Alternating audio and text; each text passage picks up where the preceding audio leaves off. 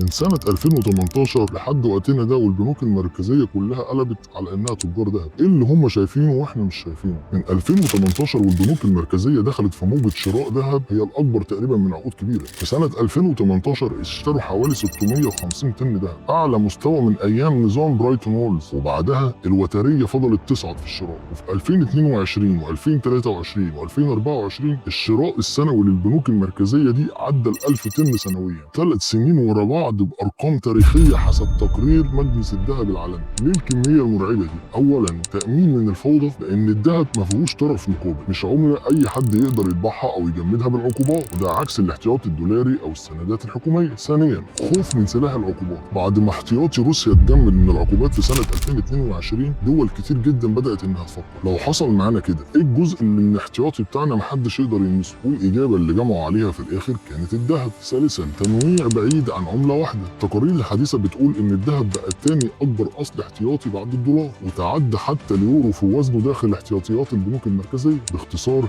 البنوك المركزية شايفة إن في تضخم وديون أمريكا والتوترات الجيوسياسية وعدم ثقة في الورق، فتحولت للذهب كدرع استراتيجي طويل المدى مش مضاربة لأوقات صغيرة. يعني من الآخر كده يا صديقي، لما تلاقي البنوك المركزية اللي هي أساسا شغلتها تصنع الفلوس تلاقيها بتحول جزء كبير جدا من احتياطاتها لحجر أصفر اسمه الذهب، فافهم ان اللعبه دلوقتي ما بقتش سعر طالع او نازل. والدرس مش انك تبيع كل حاجه وتشتري ذهب، الدرس انك تفكر زي الناس دي، ما تربطش مستقبلك بعمله واحده ولا اصل واحد ولا نظام واحد. اسال نفسك سؤال، لو صحيت بكره اكتشفت ان النظام المالي اتشقلب او انهار ايه اللي هيحصل؟ هستنى اجابتك في التعليقات.